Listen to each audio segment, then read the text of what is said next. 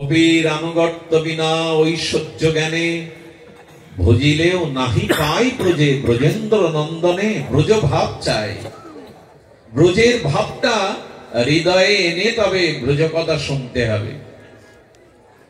ব্রজ মহিমা আস্বাদন করতে গেলে মানসে বৃন্দাবনের চিন্তা করতে হবে, মানসে ব্রজের ভাব হৃদয়ে নিতে হবে।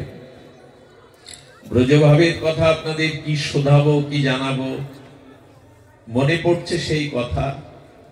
পৃথিবীতে কোন শাস্ত্রে কোন গ্রন্থে লিখিত হয়নি ব্রজ অনুরাগ। এই কথা গ্রন্থে ভাষায় প্রকাশ করা যায় না। মনে আছে আপনাদের পুরানো দিনের বহুবার চর্চিত, বহুবার এই প্রসঙ্গ বলা হয়েছে। ব্রজের ভাব কেমন জানেন? আহা, এক মা গাভী মাতার জন্য কিছু ঘাস কেটে গাভীমার খাদ্যের জন্য বয়ে আনছেন। প্রখর রৌদ্র, রাজস্থানের রেটিস্থান, বালিগুলো যেন অগ্নি হয়ে গেছে, পা দিলেই ফসকা পড়ে যায়। কাঠ ফাটা প্রখর সূর্যের তেজ। এক 80 বছরের বৃন্দাবন আশ্রিত শুদ্ধ ভজনানন্দী ওই পথ দিয়ে চলেছেন বৃদ্ধ। কিন্তু পিপাসায় এই তপ্ত রৌদ্রে, তপ্ত বালুকণায় তার ওষ্ঠগত প্রাণ, একটু জল না পেলে তিনি বাঁচবেন না। আর ব্রজবাসী সেই মা গাভী মায়ের জন্য কিছু তৃণগুচ্ছ করে মাথায় করে আসছেন। ব্রজবাসীরা যখন হাঁটে তখন মনে হয় ওরা নৃত্য করছে, ওরা যখন কথা বলে তখন মনে হয় সঙ্গীত সুধা আলাপ করছে। ওদের কথাটাই সঙ্গীত, ওদের চলাটাই নৃত্য। দেখবেন যারা বৃন্দাবনে যেমন ব্রজবাসী যারা, ওরা যেমন চলে মনে হয় নৃত্য করে চলছে, ওদের চলাটাই নৃত্য, বলাটাই সুরসঙ্গীত। বাবাজি মহারাজ সেই ব্রজবাসী মাকে দেখে বললে, লাডলি পিপাসা কা পানি মিলেগা, মানে পিপাসার জল একটু পাওয়া যাবে? বাবাজির দিকে তাকিয়ে ব্রজবাসী মা বলছে মাথায় বোঝা নিয়ে, ইহা সে পানি নাহি মিলেগা, দূর গাঁও সে জানা পড়েগা। বাবা, ওই বহু দূরের যে গ্রাম, ওইখানেই পানি মিলবে, মানে জল মিলবে। ব্রজবাসীদের জলকে ওরা পানি বলে। তো বহু দূরে মিলবে। বাবাজি পড়ে গেছে, পড়ে গিয়ে বলছে, হারাধে হে করুণাময়ী, এখানেই বুঝি আমার দেহ অবসান, তোমার চরণে এখানেই চিরদিনের মতো আমি বিশ্রাম পাবো, আর আমি এক পাও চলতে পারবো না, বাঁচবো না। যেই বলেছে আর আমি বাঁচবো না, হে রাধে, ব্রজমা কিছু পা এগিয়ে গেছিল, পেছনে এসে বোঝাটা নামিয়েছে। নামিয়ে বললে, বাবা খুব পিপাসা, খুব পিপাসা লেগেছে। হ্যাঁ রে মা, একটু জল ছাড়া আমি বাঁচবো না। বাবা খুব পিপাসা লেগেছে? বলে, হ্যাঁ রে মা, আমি জল ছাড়া এক বিন্দু আর এক মুহূর্ত বাঁচব না। পৃথিবীর কোন শাস্ত্রে লেখেনি এমন কথা। ওই ব্রজ যুবতী মা বুকের বসন সরিয়ে দিলেন, তার স্তনের বিন্দু বিন্দু অমৃত দুগ্ধ বাবার ঠোঁটে পড়তে লাগলো। ওই অমৃত দুগ্ধ ঠোঁটে পড়লেই তিনি প্রেমে মুষ্টিত হয়ে পড়ে গেলেন। যখন বাবাজির চেতনা ফিরল, তখন ব্রজমা যে পথ দিয়ে ধুলায় চরণ অঙ্কিত হয়েছে ওখানে গড়াগড়ি দিচ্ছে, আর বলেছিল, মা রে, আমার এ জন্মের না, আমার অনন্ত জন্মের পিপাসা আজ নিভে গেল, পিপাসা আজ বুঝি সম্পন্ন হলো। এটি কি কোনো শাস্ত্রে লেখা কথা? লেখা নয়। শ্রীধাম বৃন্দাবনে বড় পণ্ডিত বাবা শুনিয়েছিলেন রাধা কুণ্ডে বসে। এই হলো ব্রজবাসীরা। এদের প্রেম জগতে কোনো গ্রন্থে লিখে বলে বর্ণনা করে শেষ করা যাবে না। এক বুড়িমা বসে আছে বারান্দায়, দরজাটা খুলে বসে আছে। কেন জানেন? এই ঘর বেঁধেছি, এই সংসার রচনা করেছি, আমার গোপাল এই ঘরে আসবে বলে। বসে বসে বুড়িমা চিন্তা করছেন, গোপাল এলো, নূপুর ধ্বনি তুলে সেই গোপাল এলো আমার ঘরের ভিতরে, এই তো প্রবেশ করলো। মনে মনে ধ্যান করছে। ওদের চিন্তা, ওদের ভাবনা, ওদের মনন গোপালকে নিয়ে, গোপালের সুখের জন্য। গোপাল এলো, ঘরে কিছুটা ননি খেলো, ছড়ালো, আর ননি ভাণ্ড নিয়ে গোপাল দৌড়াচ্ছে। ওই চোখ বন্ধ করেই ভাবতে ভাবতে গোপাল ধর গোপাল ধর গোপাল ধর বলে দৌড়াচ্ছে। এক বাবা বলছে, ও মা, সামনে তো কেউ নেই, কাকে ছুটছো দৌড়ে ধরবে বলে? চোখ খুলে বুড়িমা বলছে, ও আমি তো ধ্যানে ধ্যানে মনে মনে চিন্তা করছিলাম গোপাল দৌড়াচ্ছে। সেই বৃদ্ধ বাবা ব্রজমাকে প্রণাম করে বললে, ধন্য মা তোমাদের প্রেম, তোমরা মনে মনে ভাবতে ভাবতেই দৌড়াচ্ছ গোপাল সামনে। এই হলো সংসারের সর্বোত্তম প্রাপ্তি। সংসারে শরীর পড়ে থাক, সংসারে কর্ম সংসারে থাক, কিন্তু মনটা যেন গোবিন্দের চরণে থাকে। মনও যদি তাকে না দেই, সংসারে যদি মন প্রাণ ধন ঐশ্বর্য সব সংসারকে দেই, বড় ঠকে যেতে হবে, অনেক জন্ম ঠকতে হবে। এই জন্য গোবিন্দ আমাদের কাছে অন্য কিছু চাননি, মন মনা ভব, তোমার মন আমায় দাও। শরীরটা সংসারে রাখো, কর্ম সংসারকে দাও, কিন্তু মনটা কাউকে দিয়ে ঠকে যেও না, মনটা কাউকে দিয়ে দুঃখের কারণ হয়েও না, মনটা আমাকে দাও। ভগবানকে মন না দিতে পারলে অভিশাপ ঘুচবে না, এই পুনঃ পুনঃ জন্মচক্র ঘুচবে না। এই জন্য আসুন আমরা ব্রজভাবকে একটু আস্বাদনে করার জন্য মনটাকে প্রস্তুত করি। এখানে বসেও কিন্তু আপনি ভাবরাজ্যে যেতে পারবেন না যদি আপনার মন প্রবেশ না করে। এই জন্য আমরা আজ ব্রজভাবের একটা অপূর্ব লীলা শুনবো, যে লীলাটি ইতিপূর্বে আমি আপনাদের সামনে কখনো আলোচনা প্রসঙ্গে আনিনি। কেন জানি মন চাইছে রাধারানীর এই পরম লীলাটি একটু আস্বাদনে কৃপা করুন, করুণা করুন, চরণ ধুলি দিয়ে সিক্ত করুন, যাতে ব্রজভাব ব্রজ মাধুর্যকে হৃদয়ে ধারণ করে তার কথা তাল লীলা তিনি প্রকাশ করিয়ে নেন। জটিলার মন্দিরে নিভৃত কক্ষে বসে আর প্রভাত কালে বিষভানু রাজনন্দিনী প্রেমময়ী রাধা রানী ভাবছে। খুব ধ্যান দিন, এবার কথার দিকে ধ্যান দিতে হবে। মনে মনে চলে যান শ্রীধাম বৃন্দাবনে জটিলার মন্দিরে নিভৃত কক্ষে প্রেম ভাববতী রাধা ঠাকুরানী প্রভাতে যেন কি ভাবছে। ওইখানে চলে যান, রাধারানীর মুখবদনটা, কমল বদনটা, প্রেমময়ীর বদনটা দেখুন। ভাবছে কার কথা জানেন? শ্যাম সুন্দরের কথা। রাধারানীর স্বপনে শয়নে জাগরণে শ্যাম সুন্দরের সেবা ভাবনা ছাড়া, তার সুখ ভাবনা ছাড়া রাধারানী অন্য কোনো ভাবনা ভাবতে শেখেননি, জানেনও না। কেমন জানেন? নয়নে বচনে সকল কর্মে সকল মননে সকল হৃদয় তন্ত্রে রাধারানীর শ্যাম সুন্দরের মহিমা চিন্তন হয়, অনুরণন হয়। শব্দগুলোর দিকে ধ্যান দিন। নয়নে বচনে, রাধারানীর নয়ন শ্যাম সুন্দরকে ছাড়া জগতে আর কিছু দেখে না। রাধারানীর বচনে শ্যাম সুন্দরের কথা ছাড়া অন্য কথা বলে না, শ্যাম ছাড়া অন্য কথা বলে না। নয়নে বচনে সকল কর্মে সকল মননে সকল হৃদয় তন্ত্রে মঙ্গলময় গোবিন্দের ভাবনায় বাজে রাধারানীর, অন্য ভাবনা আসে না। রাধারানী নিভৃত কক্ষে জটিলার মন্দিরে বসে আর তিনি প্রভাত কালে ভাবছেন। এমন মুহূর্তে রাধারানীর স্বতন্ত্র চারজন প্রিয় সখী এলো। শ্যামলা, সরলা, মঙ্গলা এবং বিমলা। এরা কারা? এরা রাধারানীর স্বতন্ত্র সখী। স্বতন্ত্র মানে একটু ধ্যান দিতে হবে। আগেই বলেছি কোলাহলে ব্রজের মধ্যে যাওয়া যাবে না। মহাপ্রভু পর্যন্ত বৃন্দাবনে যাননি একবার। কেন জানেন? যার সাথে লোক হয় লক্ষ কোটি, বৃন্দাবনে যাওয়া নহে পরিপাটি। সনাতন বলেছিল, প্রভু হই হুল্লোড় করে বৃন্দাবনে যাওয়া যায় না, একা যাও, পারলে একজনকে সাথে নিয়ে ভাবের মধ্যে দিয়ে যাও। আজকাল মানুষ বাসে করে শত শত লোক নিয়ে বেড়ানোর ভঙ্গিমা নিয়ে খেয়ে দিয়ে বৃন্দাবনে যায়, এতে কিছু পাওয়া যায় না। হ্যাঁ, বৃন্দাবনে গেলে একটা কৃপা হয় বটে, তবে মহাপ্রভুর নির্দেশ ওভাবে যাওয়া নাই। প্রেম নিয়ে যাও, বুকে হাহাকার নিয়ে যাও, চোখে জল নিয়ে ব্রজে যাও। ওখানে বেড়ানো চেড়ানো হই হুল্লোড় খাওয়া দাওয়ার জন্য নয়,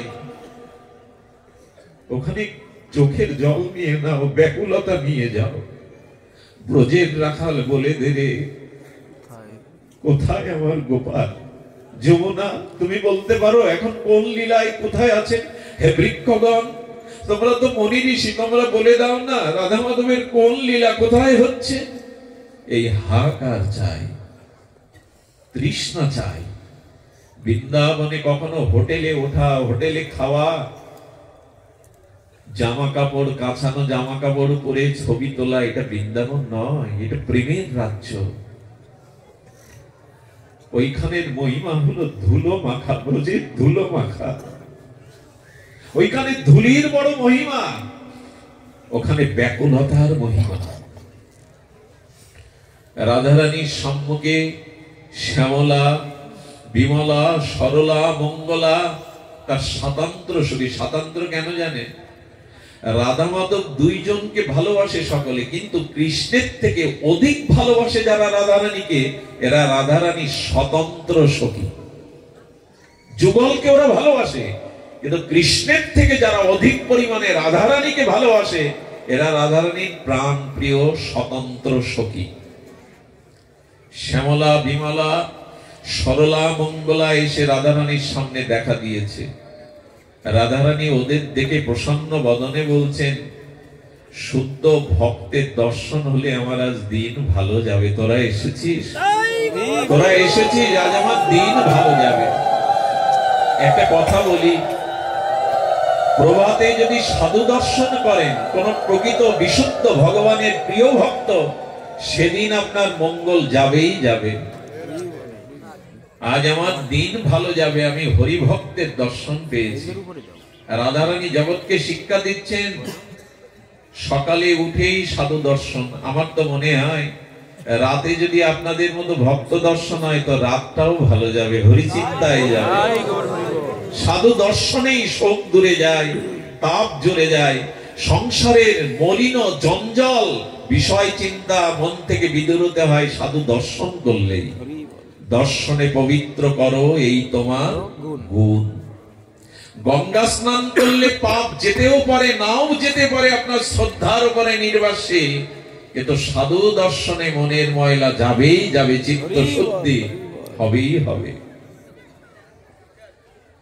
বিমলা, শ্যামলাকে রাধারানী আসন দিয়েছেন, এই জন্য ভক্ত আসলে কি করতে হয় দেখো, রাধারানী নিজে নির্মল আসন পেতে দিয়ে বলছেন, তোমরা এসেছো এই নির্মল প্রভাতে, তোমরা এসেছো, আজ আমার দিন বড় ভালো যাবে, বসো তোমরা। কি কারণে এলে?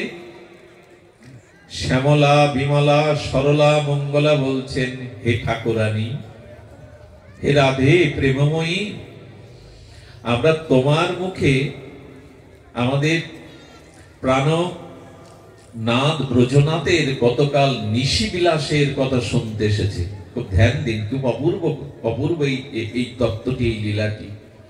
মানে গত রাতে প্রেম নিকুঞ্জ বিলাস মন্দিরে তোমার আর শ্যাম সুন্দরের কি সেবা হয়েছিল আমরা শুনতে এসেছি তোমার কাছে।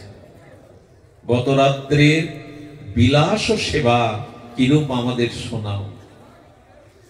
রাধারানী তখন খুব প্রসন্ন হয়ে বলছেন, তোমরা গোবিন্দ কথা শুনতে এসছো, প্রিয় পাওমের কথা শুনতে এসছো। আচ্ছা, রাধারানীর মুখে যদি গোবিন্দের গুণগাথা হয় সেটা কেমন আস্বাদন হবে? রাধারানী তো প্রেম দিয়ে গড়া, প্রেমময়ীর মুখ দিয়ে যদি শ্যামসুন্দরের তার প্রিয়তমের কথা হয় সেটা কেমন হবে? প্রিয়জনের কথা, যে যাকে ভালোবাসে তার কথাটা দেখবেন। বিদেশ থেকে খোকা চিঠি লিখেছে মায়ের কাছে, মা লেখাপড়া জানে না, পড়তে জানে না। গ্রামের মাস্টার মশাইয়ের কাছে ছুটি গিয়ে বলছেন, আমার খোকার চিঠিটা পড়ে শোনান না মাস্টার মশাই। মা, তুমি ভালো আছো তো? তোমার কথা বড় মনে পড়ে মা। যখন এইসব কথাগুলো বলছেন, মা আনন্দে কাঁদছেন, চোখ দিয়ে তার বিন্দু বিন্দু জল পড়ছে। আচ্ছা, যে চিঠিটা পড়ছে তার এরকম ভাব হচ্ছে তো? তার চোখে জল আসছে তো? মানে একই তো শব্দ, তার আসছে না কেন? বলো, মায়ের মতো প্রীতি মায়ের মতো মমতা মাস্টার মশাই নেই, এই জন্য ওই কথাগুলো মাকে ছুঁয়ে যাচ্ছে। তো যারা ভক্ত রাধারানীর কথা তাদের ওই মায়ের মতো ছুঁয়ে যায়, যাদের রাধারানীর সাথে সম্বন্ধ আছে, প্রিয়তা আছে। এই জন্য হরিকথা সবার ভালো লাগে না, হরিকথাতে সকলে মন বসাতে পারে না, কারণ ভগবানকে না ভালোবাসলে হরিকথা প্রিয়তা আসে না, আবার হরিকথা না শুনলেও ভগবানের প্রতি প্রিয়তা আসে না। রাধারানী তখন বললেন, তোরা বড় উত্তম প্রস্তাব নিয়েছিস, আমার শ্যামসুন্দরের কথা শুনবি? তবে শোন, আমার শ্যামসুন্দরের কথা শোনার মতো আমি সোনার মানুষ পেলাম না। কথাটি খুব মার্মিক কথা বলছে, আমি সোনার মানুষ পেলাম না। রাধারানীর স্বতন্ত্র সখীরা বললেন, ভাগবত পাঠ হলে সহস্র সহস্র মানুষ যায়, আর তুমি বলছো হরিকথা শোনার মানুষ পেলাম না? এই হাজার হাজার লোক তো আপনারাই এসে গেছেন, সহস্র লোক। রাধারানী তখন কি বললেন জানেন? বলে, হ্যাঁ রে, হরিকথাতে হাজার হাজার সহস্র সহস্র লোক আসে, তবে কি শুনতে জানিস? কেউ রামায়ণের কথা শোনে, কেউ বা পুরাণের কথা শোনে, কেউ মহাভারতের কথা শোনে, কেউ বা ভাগবতের কথা শোনে, তবে সেটা সখাদের সাথে গোবিন্দের খেলা, কি মা যশোদার সাথে গোপালের বাৎসল্য লীলা। কিন্তু আমার প্রিয় পরম সুন্দর শ্যামকে হৃদয়ে প্রতিরূপে বসিয়ে সর্বস্ব অর্পণ করে আমার বধূর কথা কেউ শোনার মানুষ জগতে আমি পেলাম না। কথাটা আমি খুব দ্রুত বলে গেলাম। দেখবেন ভাগবত পাঠে হয়তো রামায়ণের কথা আসে, হয়তো মহাভারতের প্রসঙ্গ আসে, যদি বৃন্দাবনের কথাও আসে, সেটা সখাদের সাথে গোবিন্দের খেলা, তাই না, মা যশোদার সাথে তার লীলা। কিন্তু রাধারানীর মতো, গোপীদের মতো গোবিন্দকে প্রতিরূপে সর্বস্ব অর্পণ করে পরম প্রতিরূপে এই যে সখী সাথে গোপী সাথে গোপীনাথের যে অপূর্ব প্রেমময় কান্তা ভাবের লীলা কথায় সোনার মানুষ জগতে বড় বিরল। রাধারানী বললেন, এই সোনার মানুষ তোরা শুনতে এসেছিস, আমার বড় আনন্দ হচ্ছে, তবে শোন, আমার বধূর কথা, আমার বধূর কথা বলতে আমার বড় ব্যাকুল, কিন্তু কাকে বলবো? সত্যি কথা, দেখবেন আজকাল ভাগবত পাঠে এই গোপী আনুগত্যে ব্রজের রাগ ভক্তির কথা খুব কম হয়, এগুলি নেওয়ার শ্রোতা জগতে খুব কম। কারণ রাধা মাধবীর কথা বলতে গেলে আমাদের মানুষ মনে যুবতী যুবকের জগতের ভাবটা, প্রাকৃত ভাবটা এসে পড়ার সম্ভাবনা থাকে। এই জন্য এ কথা সবখানে বলতে নেই, কেন জানি না। আজ এখানে পরিবেশটা একটু অন্যরকম লাগছে আমার কাছে। এসব শুদ্ধ ভক্তদের মাঝে কথা যদি না বলি আর কোথায় বা জানাবো। এই জন্য চলুন রাধারানীর মুখে তার প্রিয়তমের গত নিশির বিলাস পুঞ্জের কথা শুনি। এ কথা শুনতে গেলে পুরুষ অভিমান ছেড়ে দিতে হবে, গোপী আনুগত্যে গোপী ভাব নিতে হবে। খুব অদ্ভুত কথা বলছেন রাধারানী, শোন তবে, প্রাণবধূর কথা শোনার মানুষ পেলাম না, তোরা এসেছিস। এরা কেন বলছি জানেন? এরা রাধারানীর অত্যন্ত প্রিয়। কেমন প্রিয় জানেন? গোবিন্দ ব্যাকুল হয়ে রাধারানীকে অন্বেষণ করছেন, কোথা রাধা, ধ্যান দিন, কোলাহল করবেন না। তো সঙ্গে সঙ্গে এক রাধারানীর প্রিয় সখী তাকে দেখে বলছে, বলো না, বলো না রাধে কোথায়, বলো না প্রেমময়ী কোথায়। গোবিন্দ ব্যাকুল হয়ে গেছে। বলেন, দেখো তুমি ব্যাকুল হয়ে না শ্যাম, আমি রাধারানীকে মিলিয়ে দেব। রাধারানীকে শৃঙ্গার করে কুঞ্জ মন্দিরে রেখে আর শ্যামসুন্দরকে হাত ধরে নিয়ে গিয়ে ওরা যুগলে বসিয়েছে। গোবিন্দ রাধারানীকে পেয়ে এতটা প্রসন্ন হয়েছেন, সঙ্গে সঙ্গে নিজের গলার মালা খুলে ওই মঞ্জুরিকে পরাতে গেছেন। মঞ্জুরি বলছে, কানাই তোমার গলার মালা আমি পরবো না। আচ্ছা, এমন হতে পারে আপনাকে যদি স্বয়ং গোবিন্দ নিজের গলার মালা খুলে দিতে যায়, আপনি বলবেন আমি নেব না? কিন্তু রাধারানীর এই স্বতন্ত্র সখী মঞ্জুরির ভাবনা দেখে বলছে, শ্যাম ও মালা আমি জীবনেও নেব না। বলি, কেন? আমি আমার গলার মালা তোমাকে দিচ্ছি, তুমি রাধারানীকে মিলিয়ে দিয়েছ। বলে, রাধারানীর গলায় যদি প্রসাদী হয় তবেই নেব, তোমার প্রসাদী মালা আমরা ধারণ করি না। রাধে রাধে। একটা কথা বলি, এরা রাধারানীর প্রতি কেন এত স্বতন্ত্র কেন জানেন? কোন কালেই কৃষ্ণ প্রেম পাবেন না যদি রাধারানী কৃপা না করে। আরে দেবেটাকে, শ্যামকে কে মিলিয়ে দেবে? শ্যামের কৃপা কে দেবে? রাধা কৃপা না করলে শ্যাম কৃপা, গোবিন্দ কৃপা। এই জন্য তো ব্রজবাসীরা হা রাধে রাধে বলে কাঁদে কেঁদে বেড়ায়। রাধে মিলে, রাধে শ্যাম মিলা দে, রাধে তুমি মিলিয়ে দিতে পারো শ্যামকে, আর কেউ দিতে পারবে না। আচ্ছা, গোবিন্দ তাম্বুল চর্চিত করছিলেন, পান, সেই পান কিছুটা অধরামৃত সখীকে বলছেন তুমি মিলন করিয়ে দিয়েছো রাধারানীর সাথে, এই তাম্বুল নাও। বলে আগেই বলেছি রাধারানীর প্রসাদী ছাড়া আমরা জীবনে কিছু গ্রহণ করি না বাবা। সেই সখীদের আজ রাধারানী গত নিশীর বিলাস কথা বলছেন। আমি বারবার প্রস্তুতিটা, ভূমিকাটা নিচ্ছি কেন জানেন? রক্ত মাংসের বুদ্ধি যেন আমাদের মনে না আসে, তাহলে অভিশাপ নামবে। ওইখানে রক্ত মাংসের বুদ্ধি করে একথা শুনলে হবে না। ওখানে প্রেমময় প্রেমময় লীলা শুনতে হবে। রাধারানী বলছেন শোন। রাধারানী শুরু করেছেন, ওরে কাল নিকুঞ্জ প্রেম মন্দিরে বধূ আর আমি এক শয্যায় শয়ন করেছিলাম। জানিস রে, আমার বধূ পরশমণি। রাধারানী বললেন আমার বধূ পরশমণি। ওরে শ্যামলা, ওরে বিমলা, আমি এমন ছিলাম না, আমার এত অনুরাগ ছিল না। আমার বধূ পরশমণি, বধূর ছোঁয়াতে আমি এত অনুরাগ পেয়েছি, এত প্রেমময় অনুরাগ পেয়েছি, আমি এমন ছিলাম না। পরশ পাতরের স্পর্শে যেমন লোহা সোনা হয়, বধূর পরশে আমি অনুরাগিনী হয়েছি।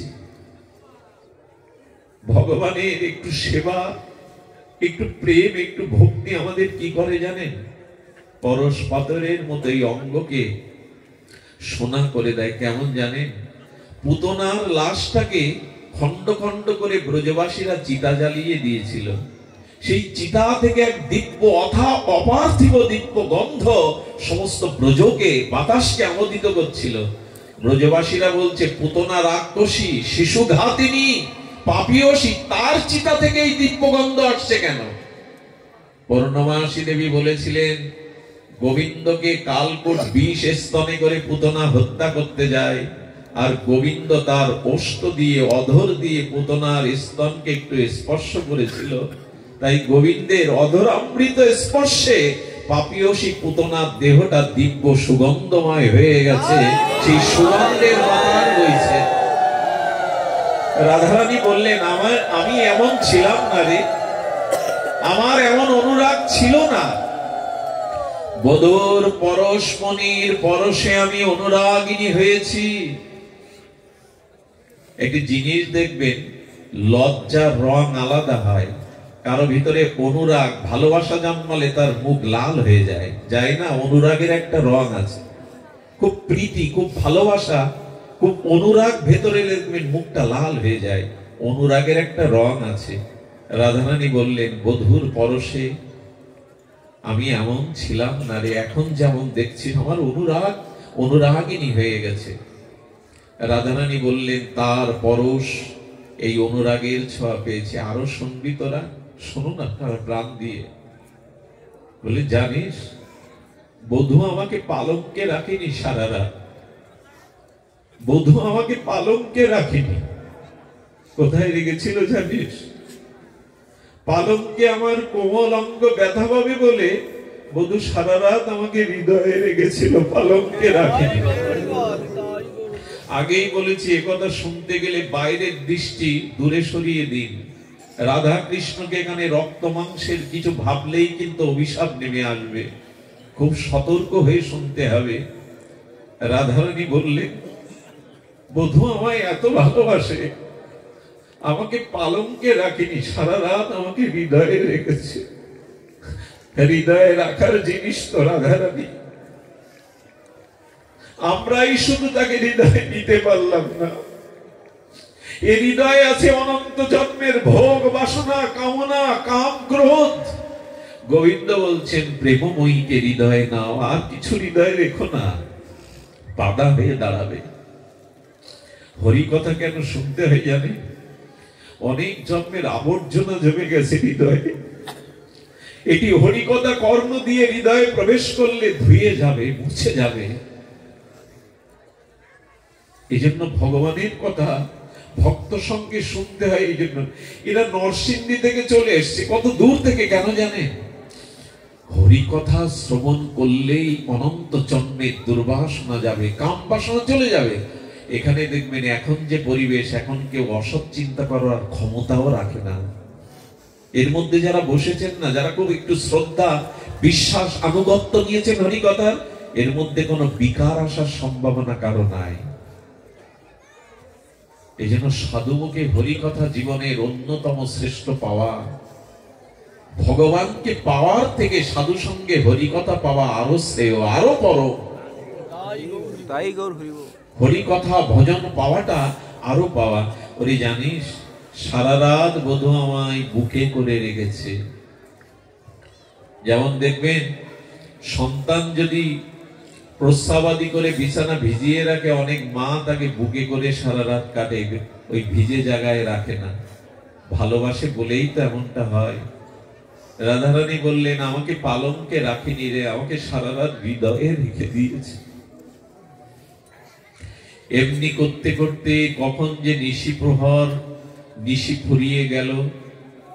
ভোরের দীপ্ত আলোকে পূর্ব দিগন্ত যখন উদ্ভাসিত, তখন বধূ উঠল। বধূ আমাকে পালঙ্কে বসালো, বসিয়ে কি করলো জানিস? আপনারা ওখানে চলে যান, শ্যামসুন্দর যাবক হাতে নিয়েছেন। যাবক মানে আলতা। আলতা হাতে নিয়ে এক হাতে রাধারানীর কোমল চরণ গানা রেখেছে। শ্যামসুন্দর রাধারানীর পায়ে যাবক পরিয়ে দিচ্ছেন, আলতা পরিয়ে দিচ্ছেন। হাতটা কাঁপছে। কাঁপছে কেন জানেন? ওই চরণের এত মধুরিমা, ওই চরণের এত মহিমা। সাক্ষাৎ গোবিন্দ ঠাকুরানীর চরণ দেখে তার চোখে প্রেমে জল ঝাপসা হয়ে যাচ্ছে, গাটা কাঁপছে।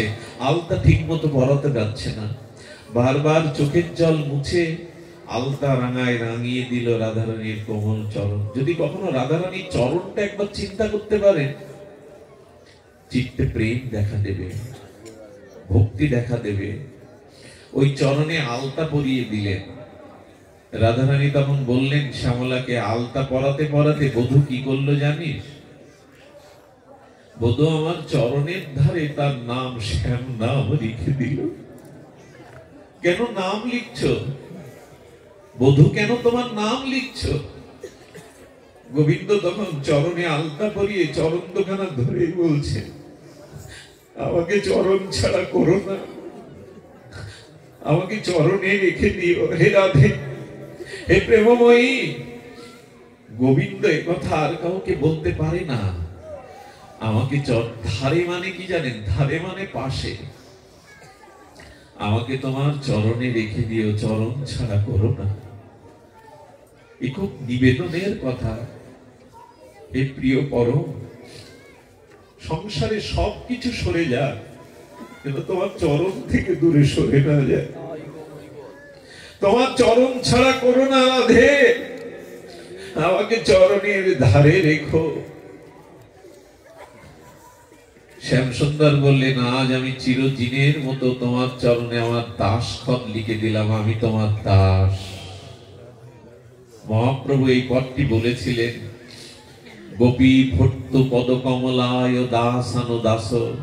মহাপ্রভু বললেন, আমি ব্রাহ্মণ নই, আমি ক্ষত্রিয় নই, আমি জ্যোতি নই, সন্ন্যাসী নই, গৃহী নই, বানপ্রস্থি নই। গোপী ভট্ট পদ কমলায় দাসানো দাস।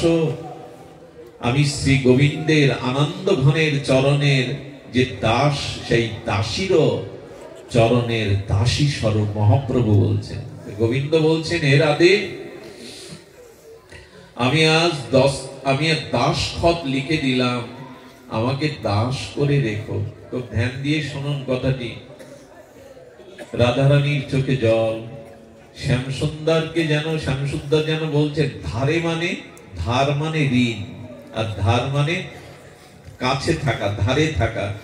বললেন, আমার নাম আর আমি তো অভিন্ন, তাই আমার নাম রূপে আমি তোমার চরণের ধারে রইলাম, আমাকে ধারে রেখে দিও। আমাকে চরণে রেখে দিও, চরণ ছাড়া করো না। এরপরে বধূ কি করলো জানিস তোরা? শ্যামলাকে, সরলাকে, বিমলাকে বলছেন, এরপরে বধূ কি করলো জানিস? এরপরে বধূ কি করলো? কত ভালোবাসে বধূ আমায়। বধূ তখন আমার চরণের ধুলি নিয়ে অঙ্গে মাখতে লাগলো। রাধারানীর চরণ রেণু গোবিন্দ নিজ অঙ্গে মাখতে লাগলো। এটা ধুলি নয়, এটা প্রেমের অনুরাগ। আমি ঋণী হে রাধে, হে ব্রজগোপী, তোমরা আমার জন্য সর্বস্ব ছেড়েছ, আমি তোমাদের জন্য কিছু ত্যাগ করতে পারিনি। ভগবান সর্বশক্তিমান তত্ত্ব হয়েও ব্রজলীলাতে ঋণী হয়ে গেলেন। ধার মানে ঋণ, ধার মানে ঋণ। একটু ধ্যান দিন। স্বয়ং সর্বশক্তিমান তত্ত্ব পরতত্ত্ব ভগবান ব্রজবাসীদের কাছে, বিশেষ করে রাধারানীর কাছে তিনটে ঋণ হয়ে গেছিলেন। ভগবান কখনো ঋণী হয়? বলো, ভক্তের প্রেমের কাছে ঋণী হন তিনি। প্রেমেই তাকে কাঙাল বানায়, ভিখারি বানায়, ঋণী বানায়। রাধারানীর চরণ ধুলি অঙ্গে মেখে বললেন, আমাকে আমাকে চরণে রেখো, চরণ ছাড়া করো না। আমার কি মনে হয় জানেন? আমার মনে হবে কেন? ভাগবত সিদ্ধান্ত হলো, রাধারানীর চরণ ধুলি না মাখলে শ্যামঙ্গ ঢেকে গিয়ে গৌরাঙ্গ হতো না। গৌর হতো না যদি রাধারানীর চরণ ধুলি শ্যাম না মাখতেন। ওই কালো অঙ্গ ঢাকলো রাধারানীর স্বর্ণ চরণ রেণুতে। এই ধুলি কোনো সাধারণ জিনিস না। ভক্তের চরণ ধুলি ছাড়া, ভক্তের চরণ ধৌত জল ছাড়া, ভক্তভুক্ত অবশেষ ছাড়া প্রেম ভক্তি আজও কারো হয়নি, হবেও না। কিন্তু আজ মানুষ কঠিন যুক্তিবাদের মধ্যে দিয়ে, এই পাশ্চাত্য শিক্ষা সংস্কৃতি আর এই উগ্র আধুনিকতায় আজকের এই বর্তমান প্রজন্মের মানুষ সাধু পিতামাতার গুরুজনের চরণ ধুলিকেও আজ যুক্তি খাড়া করে। জীবাণু আছে। আরে এত পরিপাটি হয়ে থাকো তো জগতে তো জীবাণু বাড়ছেই। করোনা বা বিভিন্ন জীবাণু জগতে আগে এত ছিল না। যত মানুষ আর যুক্তিবাদী হয়ে যাচ্ছে, তত ভক্তি থেকে, ভাব থেকে দূরে সরে যাচ্ছে, যেন যান্ত্রিক হয়ে যাচ্ছে মানুষ, যন্ত্র। আরে শ্রীগুরু বৈষ্ণবের ভক্তের শুদ্ধ চরণ ধুলি ছাড়া, চরণ জল ছাড়া ভক্তি হতে পারে না। এর মধ্যেই ভক্তি নিহিত আছে। বিশ্বাস অন্যতম জিনিস, ভাব রাজ্যটা অন্য রাজ্য। সবকিছু যুক্তি দিয়ে মাপতে যাবেন না, সবকিছু যুক্তি দিয়ে হয় না। মা বলে দেয়, খোকা এই তোর পিতা, এই তোর বাবা, এখানে যুক্তি খাটাতে যাবেন না, পরীক্ষা নিতে যাবেন না, ওই মায়ের কথাই বিশ্বাস করতে হবে, এইও তোমার পিতা। সব জায়গায় যুক্তি খাটে না। আজ আমরা বড় যুক্তিবাদী হয়ে গেছি। বৃন্দাবনে দেখেছি মহাত্মারা তো কাউকে চরণ ধুলি দেন না। তারা যে ধুলির পরে হেঁটে যায়, ওইখানে ধুলি নিয়ে গড়াগড়ি দেয় তারা, যদি করুণা হয়, যদি কৃপা হয়। শ্রী রাধা ঠাকুরানীর প্রেমময়ীর চরণ রেণুতে শ্রী গোবিন্দ অঙ্গে মাখতে লাগলেন। গত নিশির এই প্রসঙ্গ বলছেন। সখীগণ তখন বলছেন, শ্যাম সুন্দরের আর এই বিলাস নিশির কথা শুনতে কেন আমাদের কোটি কান দিল না রাধে? এই কথা কি দুটি কানে শুনে পোষায়? এই দেখুন, হরিকথা শ্রবণের লালসা বলছেন, কেন কোটি কর্ণ দিল না? কই আমাদের তো এরকম মনে হয় না? আরো আরো যদি কর্ণ পেতাম, আরো যদি এই অমৃত কথা শুনতে পেতাম। রাধারানী তখন বললেন, তোদের যেমন কোটি কর্ণ পাওয়ার ইচ্ছা হচ্ছে শোনার, আমারও বলবার জন্য যদি কোটি মুখ পেতাম, কোটি বদন পেতাম, তবু বধুর কথা বলে আমি হয়তো তৃপ্তি পেতাম। শুধু আগ্রহ আমাদের জাগলো না। তবে আপনাদের এই অঞ্চলটা জেগেছে বলতে হয়। আমি গোত্রহীন, পরিচয়হীন, নদনামার কীট আমি। আমার শিক্ষা নেই, আমার ভজনও নেই। তবে এত মানুষ এত রাত জেগে এমন নীরবে শুদ্ধ পরিবেশে হরিকথা শোনা, আমার মনে হয় এই অঞ্চলের মাটির কোনো গুণ আছে। এখানে পূর্বে কোন সাধকদের আবির্ভাব হয়েছে, নালে হরিকথাতে মানুষের এভাবে জাগরণ হয় না। আজ ভাঙা, মকসিদপুর, টেকেরহাট এই যে অঞ্চলগুলি আপনাদের, এই বৃহত্তম ফরিদপুর, বৃহত্তম মাদারীপুরে অনেক মনীষীর জন্ম, অনেক মহামানব এসেছেন, এটা তাদেরই ভজন প্রভাব। এইখানে আজও যে পরিবেশ, এটা সব জায়গায় কল্পনা করা যায় না। এই জন্য হরিকথা শোনার জন্য প্রার্থনা করবে যেন দুই কানেই কোটি কানের তৃষ্ণা জাগে। রাধারানী বললেন, বধূর কথা বলতে গিয়ে আমারও মনে হয় কোটি বদন যদি পেতাম, কোটি মুখ যদি পেতাম, তাহলে হয়তো বধূর কথা কিঞ্চিত বলে আমার পিপাসা মিটত। যেদিন এমনি শ্যামসুন্দরের কথা বলতে গিয়ে শ্যামসুন্দর বললেন, রায় আমাকে ধার, আমি ঋণ তোমার কাছে। তো সেই তিনটে ঋণী হয়ে গেছিলেন গোবিন্দ ব্রজবাসীদের কাছে।